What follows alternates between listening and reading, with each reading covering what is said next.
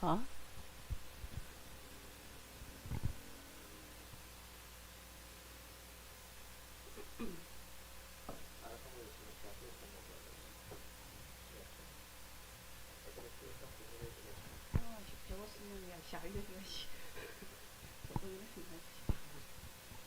됐어요? 시작해? 네, 네. 네, 서밋타임 오늘 시작하겠습니다. 네, 지난 시간에 이어 우리가 도전을 어떻게 할 것이냐, 문제를 해결하는 자가 돼야 된다.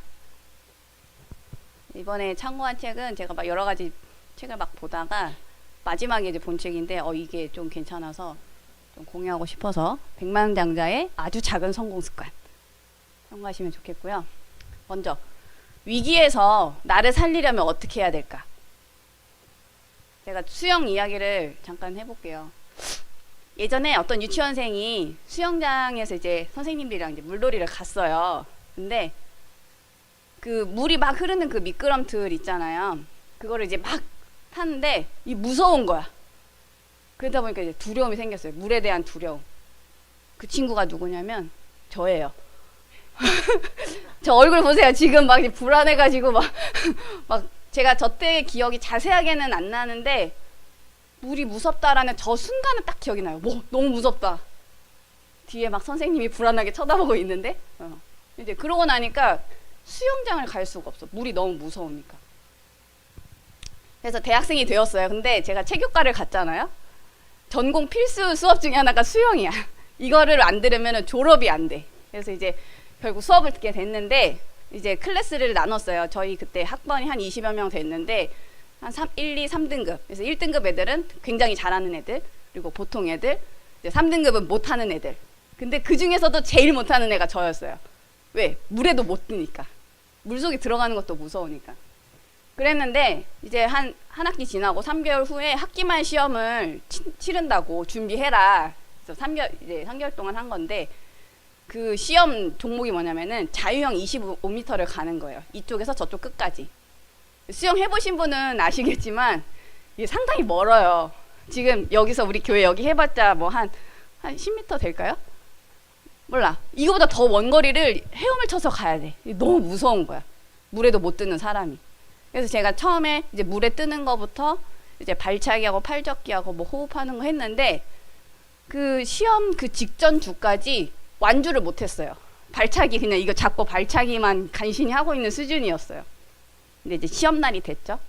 어떻게 됐냐? 막 가면서 막 물을 막 잔뜩 먹으면서 갔어요. 그래서 막 이제 하는데 이거 설마 25m 한다고 사람 죽겠냐? 이제 가자. 이제 막 그러고 갔어요. 그러니까 다른 애들은 한 10초 뭐 이렇게 하면 갈 텐데 저는 한 20초 넘게 물을 먹으면서 간 거예요. 그래서 한 번만 더 젓자, 한 번만 더 젓자 막 해가지고 가는데 갑자기 머리에 뭐가 팅 부딪히는 느낌이 들어서 깜짝 놀래가지고 이게 딱 물을 왕창 먹고 킥킥 하면서 이제 일어섰어요. 보니까 친구가 야 끝났으니까 일어나, 다 왔으니까 일어나 한 거예요.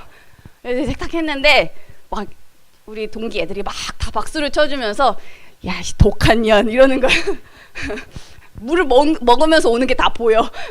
근데 끝까지 왔다. 대단하다. 근데 제가 그때 수영 그렇게 막 그러진 않다.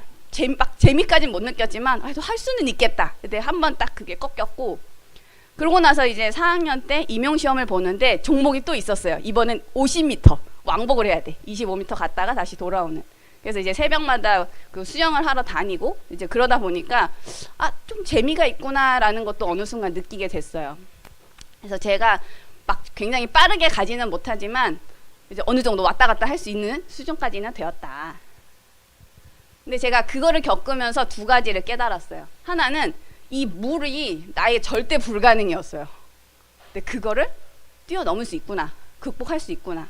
그리고 두 번째는 난 예전에 대학교 그 전에는 물에 빠지면 나는 꼼짝없이 죽어야 돼. 예전에 세월호 사건 그런 일이 나에게 덮쳤을 때 저는 꼼짝없이 익사할 수밖에 없는데 그래도 물에 떠 있을 수는 있겠다. 어느 정도 헤엄칠 수는 있겠다. 죽진 않겠다. 약간 그런 생각이 들었습니다. 잘하진 못해요. 자, 방금 얘기한 것처럼 우리가 물에 빠졌어요. 나를 살리려면 어떻게 해야 돼?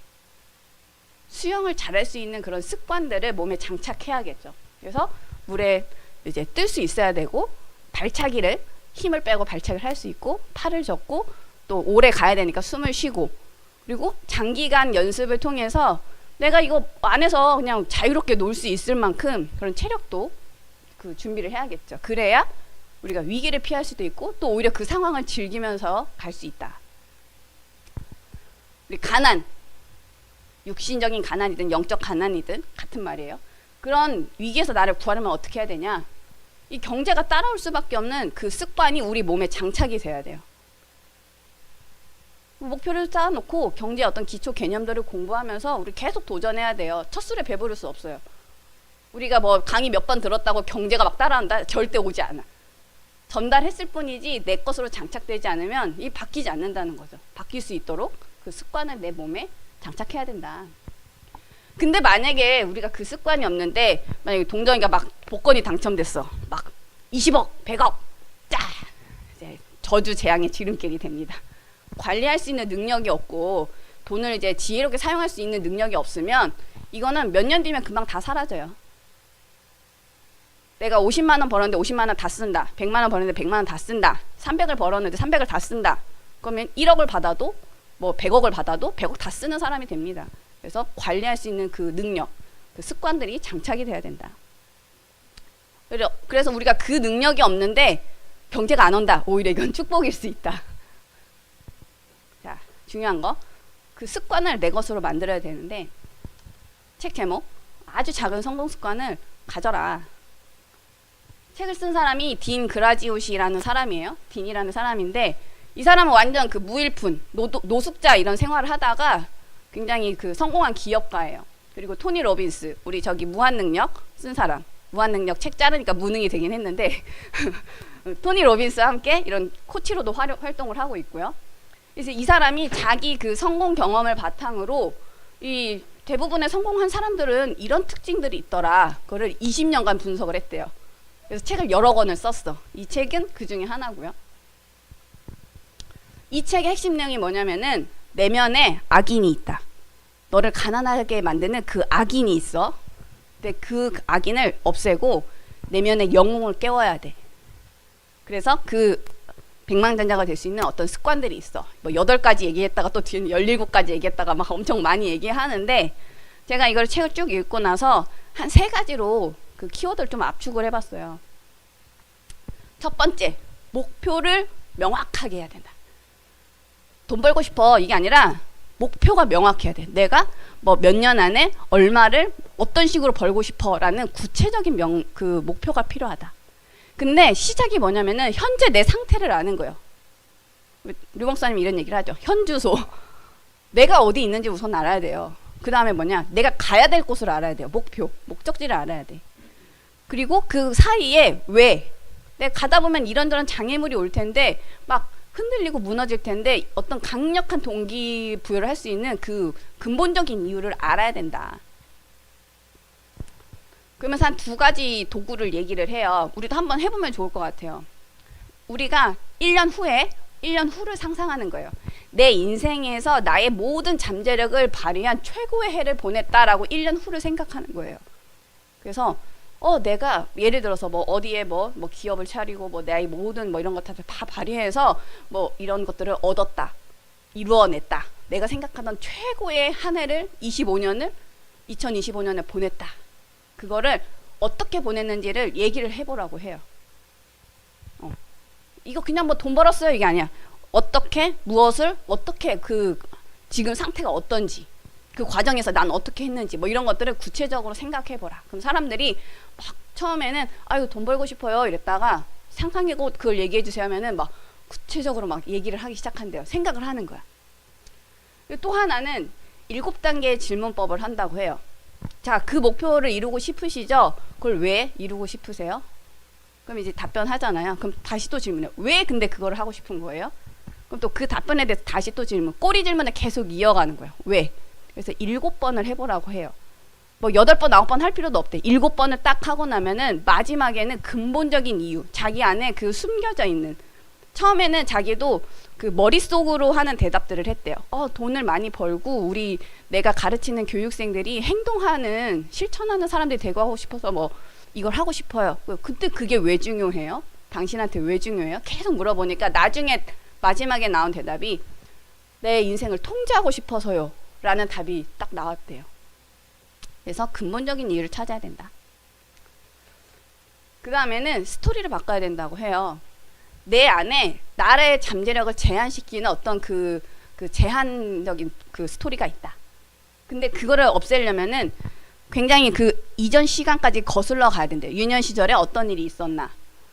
더 나아가서는 그 조부모님, 부모님 이 세대를 조사를 해야 된다. 예를 들어서 조부모님이 그 미국 대공황 그거를 겪었다면 굉장히 돈에 민감하다. 저축하고 막 극심하게 절약하고 그게 몸에 배어 있고 그것이 그 부모님을 통해 또 나에게까지 전달될 가능성이 높다. 만약에 막 굉장히 부유한 사람이 그런 조부모님이 그랬다면 펑펑펑펑 쓰는 사람이 될 수 있겠죠. 관리를 못한다는 사람이면. 그래서 그 시작이 왜 내가 이런 생각, 이런 스토리를 갖게 되었는지 그 시작, 유래점을 찾아야 된다. 그러면서 중요한 얘기를 해요. 이 장애물들을 우리가 인지하지 못하면 절대 이거를 뛰어넘을 수 없다. 인지해야 된다. 그다음에 이 제한적인 그 스토리를 알았다면 이제 새로운 스토리를 써야 되는데 내가 이루고 싶은 아까 저 최고의 1년으로 상상하면 이제 얼추 나오죠. 7단계 질문법 하면 내가 가야 될 이유가 나오죠. 그럼 그걸 가지고 작성해서 계속 얘기를 하래요. 눈에 보이는 데 붙여놓고 30일 동안 멈추지 말고 30일 동안 매일 아침에 30분씩 얘기해야 된다. 말을 하래요. 그냥 생각하고 보고 끝난 게 아니라 이 사람 말을 하라 그래. 말을 하라. 그리고 그거를 주변에 공유를 해서 그 사람들이 나를 응원해 줄 수 있게 나를 좋아하고 나를 이렇게 해주는 좋아해 주는 그런 사람들한테 말을 하고 응원과 격려를 받으래요. 그리고 이걸 내가 혼자 할 수 없기 때문에 내 주변에 멘토, 코치를 통해서 나를 계속 자극할 수 있도록 도움을 요청해라. 이 세 가지를 얘기를 하더라고요. 그 다음에 이제 자기가 해야 될 것 알고 가야 될 곳을 알고 이유를 알았잖아요. 근데 이제 실제로 이거를 그 성과를 내야 되는 거예요. 실현을 시켜야 되는데 원하는 것을 어떻게 얻는지 그 방법을 알아야 된다. 자기는 이제 2가지를 얘기를 해요. 우리가 사업을 하게 되면은 매력과 설득력이 필요하대요. 사람을 끌어당기는 매력. 어떤 사람과 기회를 끌어당기는 매력. 이거를 다른 말로 하면 마케팅 할 수 있는 능력이 필요하다. 설득력은 뭐냐면 영업 능력이에요. 이 사람으로 하여금 무엇인가를 하게 만드는, 그러니까 영업을 하는 거죠. 이 사람이 제품을 구매할 수 있도록 하는 그 설득력이 필요하다. 근데 이거를 가지려면 어떻게 해야 되냐면은 상대방을 이해하는 것에서 시작해야 된다. 대부분 실패하는 이유가, 영업을 실패하고 마케팅을 실패하는 이유가 내 제품을 막 소개한다는 거죠. 야, 이거 필요해. 이게 어느 성능이 좋고 막. 근데 이렇게 해서는 상대방의 마음을 움직일 수 없다는 거예요. 제품을 사러 고객이 왔을 때 무엇이 필요하세요? 이게 왜 필요하세요? 그래서 지금 상황이 어떠세요? 그러면은 뭐 이런 거를 추천해 드릴게요. 이렇게 접근을 해야 이 고객이 이 판매자가 나에게 딱 필요한 것을 주려고 하는구나. 그래야 지갑이 열린다는 거죠. 매력과 설득력. 이게 없으면은 절대. 그래서 이 사람이 무슨 얘기를 하냐면은 이 판매하는 거 결국은 사업이죠. 이거는 이 사람이 가진 그 문제를 해결해 주는 게 이 성공의 지름길이라는 거죠. 사업가가 될 수 있는 그 가장 기본적인 그 방법이다. 그래야 내가 원하는 것을 그 사람으로부터 얻을 수가 있다. 뭐 이거 말고도 뭐 여러 가지 얘기를 하는데 그 여러 가지 얘기한 걸 제가 3개로 압축한 거니까 나머지는 좀 참고하시면 좋겠고요. 그러면은 우리는 어떤 문제를 치유해야 되냐? 지금 계속 가고 있는 내피림 문제를 치유하는 자가 돼야 된다. 빛의 경제 회복인데 왜 내피림 문제 해결하냐? 관련이 있다. 이 사람 아까 내면의 악인을 제거하고 내면의 영웅을 깨워라. 네, 성공하겠죠. 이 사람이 하는 그 말 따르면은 성공은 할 수는 있어요. 근데 놓친 게 있어요. 이 사람이 막 교회도 가라고 해요. 뭐 불교도 가고 해서 종교를 해가지고 나를 계속 할 수 있는 원동력을 만들어라 이렇게 얘기를 하는데 이 사람의 시작이 틀리죠. 복음에서 나온 CVDIP가 아니에요.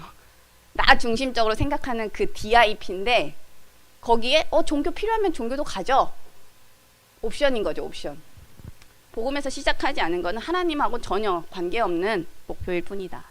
가짜 성공이다. 성공해도. 그렇게 어떻게 되냐? 그 내면의 영웅이 그 어떤 실체인지를 그걸 모르면은 그 영웅에게 점령 당하게 되어 있죠. 그래서 세상을 움직이는 시대적인 그 위인들을 보면은 점령 당했어요. 그래서 더 많은 사람들을 무너뜨리고 있어요. 이게 3단체 후유증이에요. 네피림 후유증이에요. 네피림은 거인, 큰 영웅 뭐 이렇게 나오는데 하늘에서 떨어진 자, 사단을 얘기를 하고 있죠. 성경에 보면은 귀신 들린 자들의 이야기들이 막 나오잖아요. 그래서 막 예수님 치유하고 하시는데 그 사람들의 내용을 이렇게 쭉 보니까 두 가지 특징이 있더라. 하나는 더러워. 그리고 아파. 질병에 시달려요. 막 소리를 지르고 막 사람들을 위협하는 거예요. 사나워. 재앙지대 사람들. 저희 그 회사 앞에 탑골공원 있거든요. 거기 가면 막 노숙자들 막 별의별 사람들이 다 있어요. 사람들이 피해 다녀요. 굉장한 그 능력이에요. 다른 사람이 내게 다가오지 못하게 만드는 어떤 그 능력이 있다는 거죠. 귀신 들리면.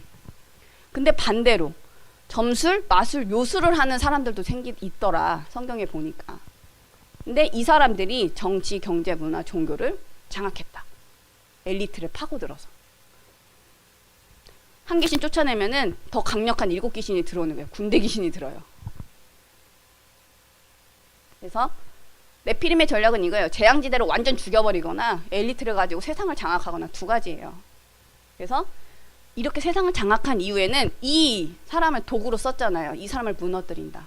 마지막에 모든 것을 다 하고 마지막에 무너뜨리는 게 사단의 전략이다. 얘도 무너뜨리고 나머지도 다 무너뜨리고.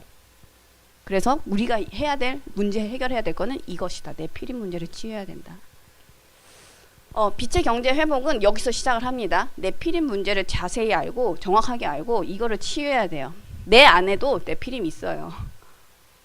내가 내 맘대로 안 돼. 뭔가 나를 막 끌고 가. 내가 뭔가 하려고 해도 막 내 발목 붙잡고 있는 무언가가 있어요. 내 강력하게 생각을 사로잡고 있는 게. 교회 안에도 있고 우리가 뭐 직장 현장, 뭐 학교 현장 그 안에도 있다.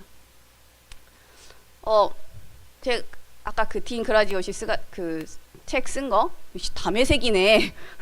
복음 없는 담에색을 쓰네 이 사람. 야씨 막 과거까지 조사해가지고 우리 나이 담에색을 통해서 복음에서 시작해야 돼요. 우리는 이 네피림이 실제 나와 우리 가정과 가문과 교회 현장을 어떻게 장악하고 있는지 봐야 되고 여기에 대한 유일한 답이 그리스도밖에 없다라는 거를 우리가 확인을 해야 돼요. 그다음은 로드맵을 그려야 돼요. CVDRP. 미리 보는 CVDRP를 가야 된다. 하나님의 일이, 나라의 일이 성취가 되는데 그 일이 나를 통해서 어떻게 성취되어 갈 것인지 밑그림을 보고 도전을 하는 거죠. 영적 전쟁에서 어떻게 승리하냐. 지난주에 제가 이제 목사님께 포럼 했는데 목사님이 딱 좀 더 정확하게 말씀해 주셨는데 보좌의 축복이 나에게 임해야 된다. 성령 충만함, 보좌의 축복. 그게 뭐냐? 렘넌트의 24다. 우리 찬양 있잖아요. 렘넌트의 24는 보좌의 축복입니다. 보좌의 축복이 뭔지 몰라. CVDRP 24는 게 보좌의 축복이 임하는 방법이에요. 우리 찬양하면서도 놓치는데 CVDRP를 찾는 게 시작이에요. 신분 권세가 회복된다. 우리가 뭐냐? 양자다. 그러고 나면은 하나님의 나라가 임하는데 양자가 간 곳에 하나님의 나라가 임하는데 그때 뭐 백성들이 나라가 형성되고 군대가 형성된다. 아까 귀신 군대 있는데 하나님의 군대가 형성돼요. 그리고 하나님 나라의 일, 정복 역사가 시작이 된다. 시작이 뭐냐? CVDRP 24다. 세상의 사람들은 백망장자의 그 작은 성공 습관을 해서 네피림 서밋으로 가는데 우리는 뭐 해야 되냐? 렘넌트 7명이 가졌던 그 영적 서밋의 성공 습관을 보고 그것을 우리 것으로 해야 된다. 777 기도, 24, 25 영혼. 그 안에서 CVDRP 여정을 갔던 망대, 여정, 이정표 7가지 요것을 가지고 도전했다. 그래서 네피림 서밋은 악령 충만한 거죠. 영적 서밋은 성령 충만한 거죠. 그래서 위드 임마누엘 원니스 그 비밀 속에서 우리가 CVDRP 여정을 갈 때 무너지지 않는 모든 것이 다 끝난 다음에 서기 위함이라 에베소서 6장 13절에 나오는데 무너지지 않는 절대 망하지 않는 그 영적 백만장자로의 축복을 누리는 우리 마하나의 교회 되면 좋겠습니다. 감사합니다.